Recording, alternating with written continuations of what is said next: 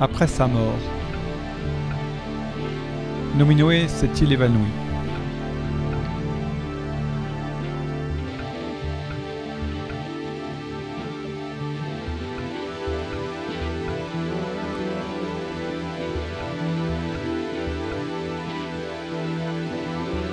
A-t-il disparu dans la nuit? Eh bien, il semble que non. Beaucoup se souviennent de lui encore aujourd'hui. En tant que porte-parole du Puelgor Goel Ballon, je vais vous dire quelques mots. En Neb, Aven, Henez, Ahal. Celui qui veut, celui-là peut. Cette formule du tribut de Nominoé, dans le Barzaz Braise, de Hersard de la ville marquée,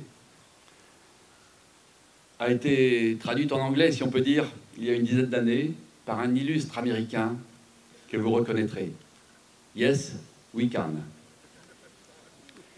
Oui, nous l'avons voulu, vous nous avez aidés et nous avons pu le faire. Ce monument historique du XXIe siècle, qui est aussi une œuvre d'art audacieuse, est devenu une réalité. Depuis ces premières esquisses de Jean-Pierre Baudu en 2011, depuis la vidéo virtuelle de 2014, les encouragements se sont peu à peu accumulés, puis les dons, puis les espoirs de subventions. Et l'été dernier, il nous est devenu évident de commencer le chantier.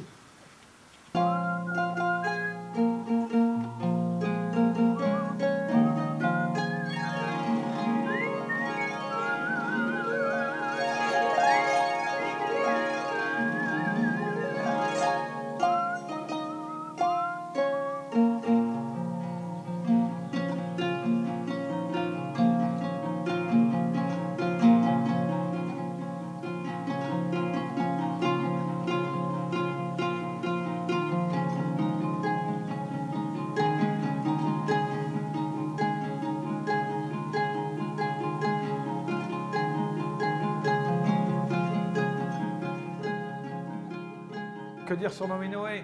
Père de la nation. Alors là, c'est un autre débat. La nation bretonne existait avant Nominoé. La nation bretonne n'est pas née comme ça ex nihilo. C'est un processus long de plusieurs siècles.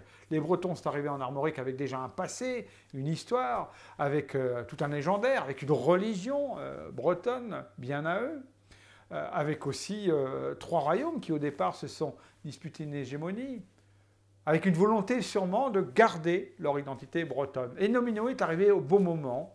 Il a été un catalyseur de toutes ces énergies. En tout cas, il a réussi là où Vercingétorix avait échoué. Les Bretons doivent énormément à Nominoé. On peut dire que c'est un marqueur très très fort de l'identité bretonne. Un homme qui avait une volonté de faire, une vision pour son pays, un farouche défenseur de la Bretagne, un opposant vraiment frontal à l'Empire des Francs.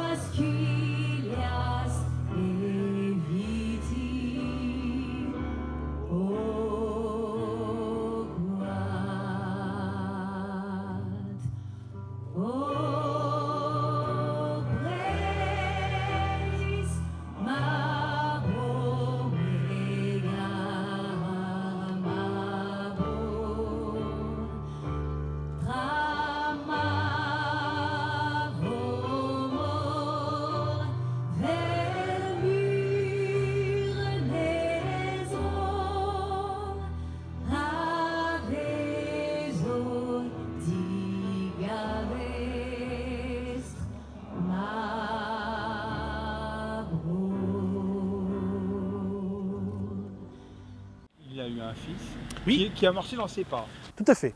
Eris Poé, qui était aussi un guerrier, pendant que son père était malade, c'est lui qui menait les soldats bretons. Les soldats bretons, mais aussi peut-être des mercenaires vikings. On ne sait pas, probablement.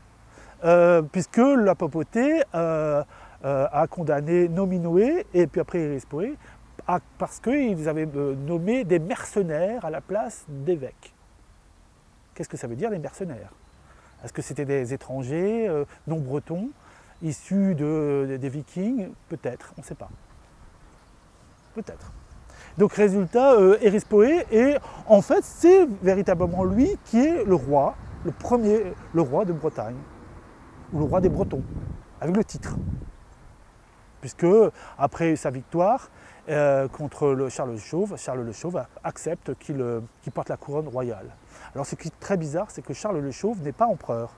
Il est roi de Francie, et comment se fait-il qu'il puisse nommer un roi? Alors peut-être que l'empereur, son frère, lui a donné l'autorité supérieure pour lui donner. Mais ça, c'est vraiment pas sûr. Mais Erispoé est roi. Erispoé ne mettra pas longtemps avant de graver son nom dans l'histoire. Après la mort de Nominoé, Charles le Chauve pense qu'il est urgent d'intervenir avant que les Bretons se ressaisissent. Échaudé par sa défaite de Ballon et connaissant la pugnacité de ses adversaires, il met 5 mois pour préparer cette expédition. Cette fois, il a réuni ses meilleures épées et tous les hommes de rang sur lesquels il peut compter. La plupart connaissent ces Bretons qui ont saccagé leurs terres et veulent en découdre. Il peut compter également sur un important dispositif constitué de Saxons qui viennent sans doute du Bessin. Les Bretons et les Saxons, c'est une vieille histoire. Ces derniers n'ont-ils pas eu le dessus lorsque les contemporains d'Arthur régnaient de l'autre côté de la Manche, il y a 300 ans? Le 16 août, les troupes de Charles le Chauve se mettent en route. On estime leur nombre à 4000. Le futur empereur des Francs les rejoindra plus tard, après avoir expédié les affaires courantes en Anjou. Ici, il est question de faire une pause, car le lieu de la bataille décisive qui va opposer les deux camps est encore sujet à caution de nos jours. L'historien Pierre Richer estime que la confrontation a eu lieu à Juvardale, dans le Maine-et-Loire. Une autre théorie place les combats sur le territoire du Grand Fougeray. Enfin, une troisième version situe la passe d'armes près de Guéméné-Penfao. Nous allons retenir l'hypothèse du Grand Fougeray. Quoi qu'il en soit, il semble que l'objectif de Charles le Chauve fut celui de viser Renac, avant-poste de commandement de Nominoé, échu dorénavant à Erispoé. Pour atteindre cette place forte, pas question de passer par Rennes ou par Nantes, tenue par les troupes bretonnes et celles de Lambert II. Un seul passage est relevé par les éclaireurs et son service de renseignement, celui du pont de Bélé, qui permettrait d'atteindre Renac à pied sec, car une grande partie de la région, côté ouest de la Vilaine, est couverte de marécages. Nous sommes le 21 août, arrivé près du pont de Bélé, l'état-major franc se ravise. Franchir ce gué en file indienne ferait courir trop de risques aux hommes de l'Est en chemin depuis si longtemps. Charles le Chauve est arrivé sur les entrefaites et il commande d'établir le camp à quelques lieues de là pour permettre aux hommes et aux bêtes de prendre des forces. Les Bretons qui attendent de pied ferme les envahisseurs franchissent la Vilaine de nuit. Au matin du 22 août, le soleil levant révèle aux Francs la présence des Bretons. Ils sont si près qu'on pourrait presque les atteindre d'une volée de javelots. Charles le Chauve est prévenu, les Bretons sont là. Il décide de placer en première ligne les Saxons. Les Saxons, l'ennemi intime des Bretons, celui-là même qui les a contraints à quitter leur île et dont la réputation a sûrement été entretenue dans les foyers de ces jeunes néo-armoricains.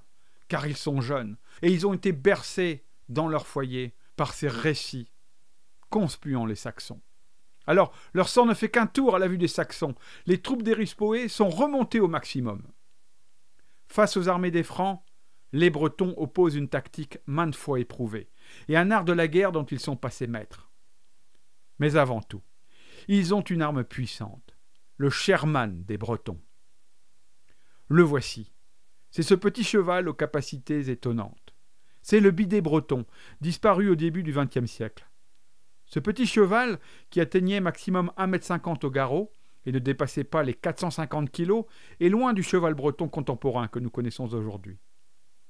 Surtout, il avait des capacités étonnantes, en termes de mobilité et de stabilité, car il trottait à l'amble, procurant à son cavalier un confort inégal en vue des combats.